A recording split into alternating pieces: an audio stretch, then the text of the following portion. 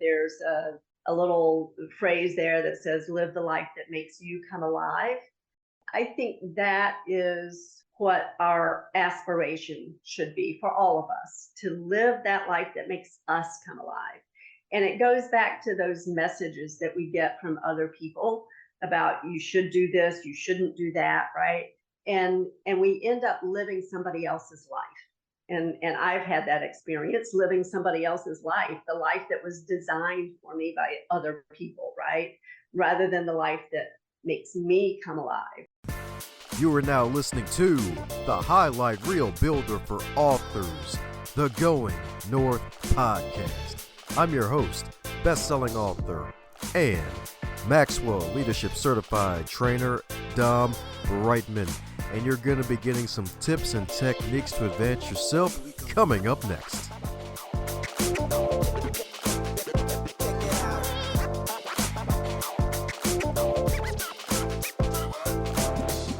Today's episode is sponsored by the Going North Podcast.com shop. Head over to that wonderful website to pick up some merchandise. We got shirts, hoodies, mugs, t-shirts, flags, notebooks, journals, just about almost everything under the sun, even stickers and buttons indeed for your lanyards and for your decorations as well. And we got multiple designs, advance others to advance yourself. We got the GoingNorthPodcast.com logo as well as outread your competition to outlead your competition. And we even got bags too, so check out the wonderful podcast merch shop and be on the lookout for sales. They got wonderful 35% off sales spread out throughout every single month, so that way you can save even more money, so you can get more bang for your buck, so you can bang out your goals through the inspiration you're going to get today on this podcast. Check it out like a library book, my friends. And today on the highlight reel builder for authors known as GMP, the great, glorious, and glamorous is the Going North podcast. And we got another super special, awesome human for you today. That's right, indeed, another super special, awesome human, y'all. That's right, indeed. This place is like a magnet for great humans from across the globe. And the good news is she ain't even that far across the globe, depending on where you are in the part of the world, because she's from Tampa Bay, baby. That's right, indeed. That's right, indeed. When she's not vacationing, that is. That's right, indeed. That's right, indeed. Here's today's featured best-selling author, folks. She is a lawyer, real estate broker, award-winning entrepreneur. So she's got blue ribbons, y'all, as well as a life alchemist. So let's give it up for the S and the W, the one and only Sallie Wagner. How you doing today, Sallie? Fabulous. Thank you so much. How are you doing? Doing good. That's right, indeed. Cheerios box ain't enough for all the O's of the good I'm doing. That's right, indeed. That's more than 30 O's, so it's definitely good. That's right, indeed. But as you know, with all introductions, they're not allowed to be 75 days long. They're probably only covered, 7.5 hours worth of what you're actually doing. It's your first time on the show, so am I filling in the listeners that don't know about you yet a bit of your backstory of how you got to where you are today? Well, thank you for asking. I'll give a high-level view, and it won't sound like that, but when I was in college, I always wanted to be a teacher. And so that was my trajectory. I was going to get a degree to teach in college, so advanced degrees, right? I started out in physics. I eventually ended up in theology, so it was kind of physics to metaphysics. And then I got sidetracked. I went to law school. I did all those things that you're supposed to do, right? And yet that early calling just still was in there in my head. And so eventually I just said, okay, this is it. I got to do it. So I started looking at other things along with my law career. I added emotional freedom techniques, and I started working with people on that. And then I added NLP, neuro linguistic programming, and I started working with people on that. And so that's how I built my coaching side of things that I do. And now I call it life alchemy. That's what I'm talking about, indeed. That's what I'm talking about, indeed. Funny enough, there'll be another guest. I think Nate Turner actually got into law school and then studied theology as well. So my goodness, it's like, wow. So, hey, so calling on your life. So, do you do ministry on the side as well? And that's just not advertised on your bio? No, I do not. Yeah. Oh, okay. All right. Yes, indeed. Hey, would have been another thing knew about. She's like, all right, cool. She's got Swiss Army knife swag. That's right, indeed. She's a Right. Jill of all trades, many trades. Yes. Exactly. Yeah. Yeah. Well, Ah, it's hard to choose. I love all the things that I do. On the law and real estate side, I don't have traditional practices. I do consulting, and it just is a really good blend and a good mix with what I do as a life coach. there you go. That good blend indeed. That's right, indeed. It may not be your ordinary house blend either. That's right. That's Yes. right, indeed. That's right, indeed. It's the special version, the Sallie blend, indeed. So, what led you to EFT? Well, I experienced it myself. My first husband had passed away, and I had an opportunity to work with somebody on all of those issues involving grief and recovery. And it was just such a helpful experience. I learned it so that I could help others as well. So that was probably 17 years ago. I started working with people with EFT, and I've just continued over the years. Ah, there you go. That's right. Then added the NLP on top of it. Indeed. So, anything else you're looking to add to your wonderful toolbox? Well, yeah, I'm working on certification in hypnosis, because I think that is a good mix with EFT and NLP. Because there is a trance state that's involved in those particular practices and techniques without the formal induction phase, and so adding the hypnosis just brings a different layer to things, which makes it very interesting. Yeah, definitely makes stuff interesting indeed. So, my goodness, you heard that right, folks. That's right, indeed. If you feel like hypnotized, you know what happened after today's interview. You already know what happened. Yeah. Yeah. Yeah. Well, and I think that combination of things, because I think most people really want to make positive changes to improve our lives, to get the results we want in our lives. And a really concrete, rapid way to do that is with techniques like EFT and NLP and hypnosis. So I just think it is a very powerful combination for people to really get results that they want to see in their lives. Oh, yeah, definitely. Because I've met a couple past guests who actually have done the EFT as well, and they've gotten great results from it. It's like, oh, wow. So, all Yeah, this tapping actually works. It's like, oh, man. yeah, yeah. Well, we've all here. We are not sure when this will air, but as we're speaking, we're approaching the end of the year, and people think about resolutions for New Year's and new year, new me kind of stuff, right? And yet the statistics show that we're really not very successful at making those decisions and sticking with them. And most people by February 1st, all those nice resolutions are just going to be gone by the wayside, and typically much sooner than that. So if we're relying on willpower, we've really already lost that battle. I always think about, the spirit is willing, but the flesh is weak. We have all these good intentions, and yet we really have difficulties taking those actions on a consistent basis. And with EFT, NLP, those types of approaches, we can really make changes and get the results that we want to see. So it's not just, oh, golly, there's one more resolution that I didn't keep. Ah, yeah, that's right. And that's where you come in, right? You get to help folks stick to their goals like Gorilla Glue, right? Yeah, yeah, exactly. That's right, indeed. That's right, indeed. And if I'm not mistaken, you got a nice little acronym that could probably help out folks with that, that has to do or doesn't have to do with Chinese food. Absolutely. Yeah, you're right. It's MSG. nothing to do with cooking or eating or food. It stands for mindset, skill set, get off your asset. And I think it really brings together some important concepts. We have to have the right mindset. And it's not just thinking happy thoughts like Peter Pan, right? There's more to it than that. So we develop that mindset for self-efficacy. So we have to have the belief that what we do actually matters and we can make changes in our lives. So mindset. Skill set comes in because many times we need new skills to have the right mindset.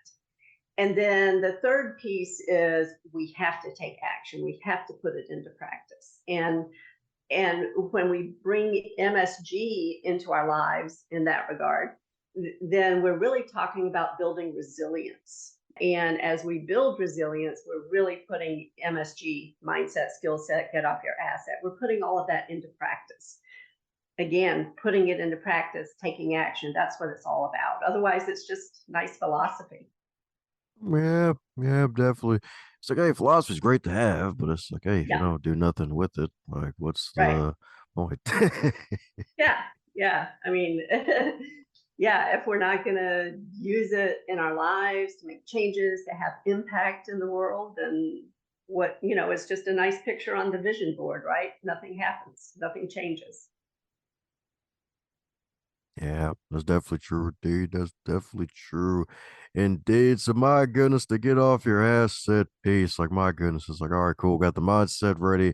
To get off your asset piece, like, hey, come on now, like, come on, do something. It's like Yeah, you grab a big old stick and you're poking a random object on the ground, like, come on, do something. So my goodness, yeah. what do you think holds people back from finally poking themselves to taking action? I think it's the mindset. That's why the mindset piece is so important. I think Bob Proctor and other people as well, may rest in peace.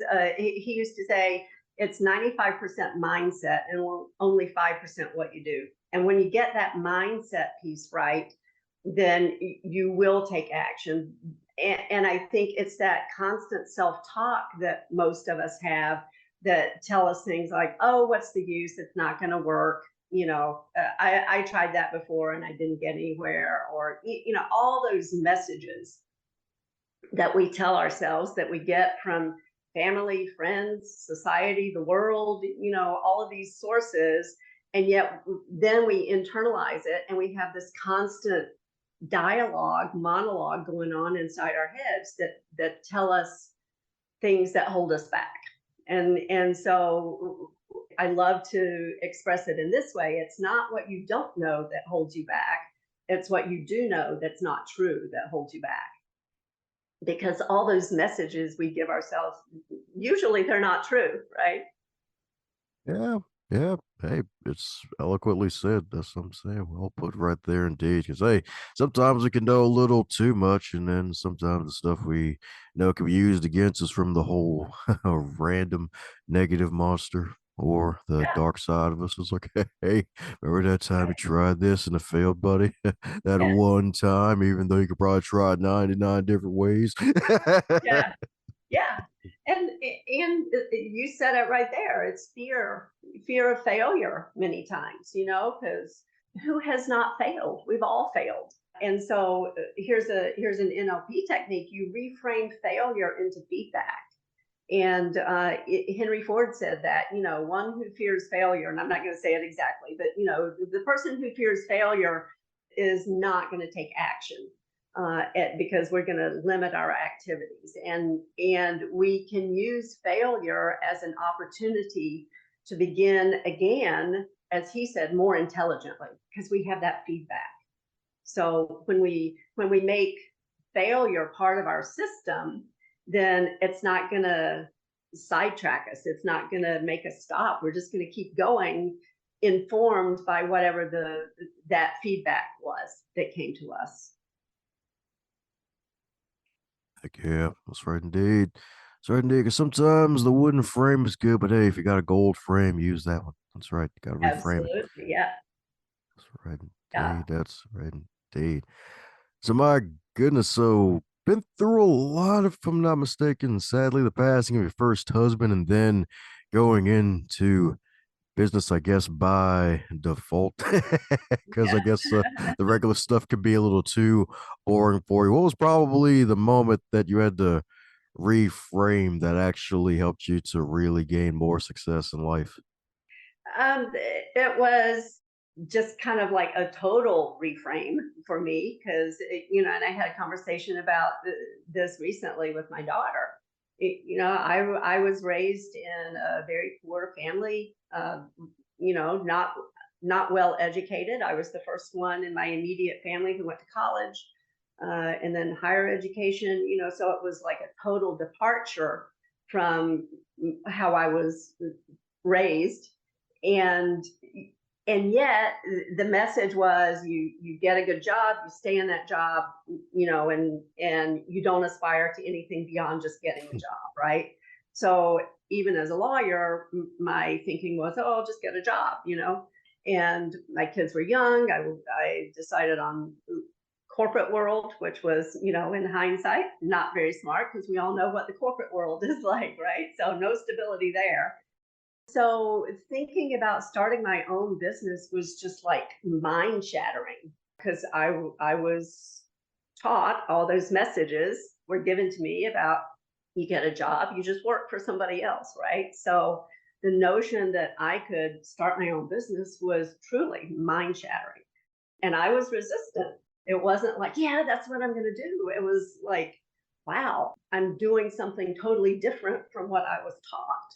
So I've experienced all this that I now help people with, right? It's not like I suddenly was there with everything. And I think that helps me to bring more value to other people because I know what it's like to have your reality just ripped by all kinds of things in life, right? Oh yeah, definitely, definitely indeed. And hey, that's a powerful testament too, because like, oh man, first person to fully graduate from college in the family, and then even come from a poor family to having multiple businesses. That's right indeed. That's right indeed. A multiple testament. Indeed. It's like, hey, you're rocking your crown. That's right indeed. Making sure it's extra shiny. That's what I'm Yeah. talking about with that queen swag. Indeed. So my goodness. So speaking of business, you became an award-winning entrepreneur, if I'm not mistaken. Alignable recognized you as a top small business back in 2021, if I'm not mistaken. Yes, yes, that was thrilling. So, and that had to do with my business on the law and real estate side. I mentioned I have a consulting business, and I have a colleague. He and I work together. We provide broker and contract compliance consulting to real estate brokerages in Florida. So we contract at the brokerage level, and then we are the broker for the people in that office. And in all the offices where we do that, we have probably now about 3,000 agents. So it's growing, it's exciting. I love it. We get calls all the time from agents, so I'm constantly seeing new things and lots of the same things over and over again. I'm able to teach classes, which I love to do. Um, and I also have a real estate school, so that I'm able to teach classes and develop curriculum through that as well. That's what I'm talking about, indeed. So heard that right, folks. So if you're hypnotized and you know what to do next, just go to Tampa Bay. Start look up Sallie. Go take some real estate course, indeed, and leave a whole basket of apples on the desk. That's right, indeed. Yes. That's right.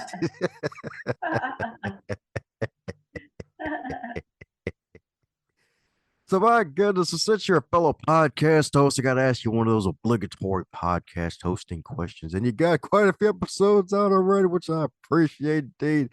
So with starting and growing your podcast, what are the three main things you've learned thus far? Oh, wow. I have developed a huge appreciation for what people do. That's my main joy of hosting a podcast, that I get to talk to so many different people, and I feel like my world has grown and widened just by talking with them. So I would say that's the number one thing. I think also as we do this on a regular basis, just an ease of being able to talk with people. I hope I'm doing it well. I feel like I am able to have conversations with other people and really draw out their best. So I appreciate the opportunity to develop that skill. And the third thing is, I think it's a great opportunity to give a platform to other people, so that they can showcase their value that they bring to the world. Ah, that's right indeed. That's right indeed. That's right indeed. Showcasing that value indeed. That's right indeed. That's right indeed. Because I got a lot of wonderful humans out there doing some great work. That's right indeed. So much great work. Tony the Tiger will run out of ours. That's right indeed. That's how great it is. Yes.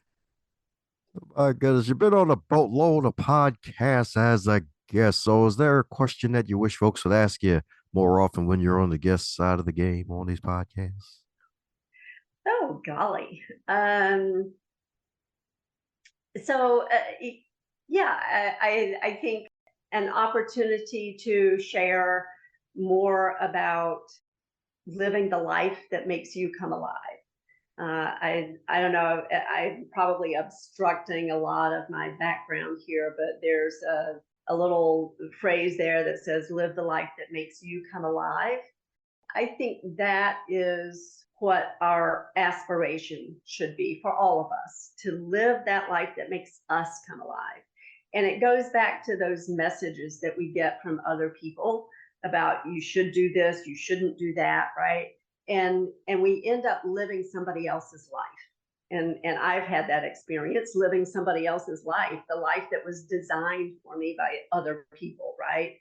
Rather than the life that makes me come alive. And there have been a lot of studies, Bronnie Ware, on the regrets that people express at the end of life. Other people have studied the regrets that people express mid-career. And the overwhelming regret is, I wish I'd had the courage to live my life instead of the life that other people expected of me. And I think that is expressed perfectly by live the life that makes you come alive. And if I may continue, I did not come up with that. I took that from a quote from Howard Thurman, who was a mentor to Dr. Martin Luther King Jr. And he said, "Don't ask what the world needs. Ask what makes you come alive and go do that, because what the world needs is people who have come alive." And so that's the message that I would want to share with other people.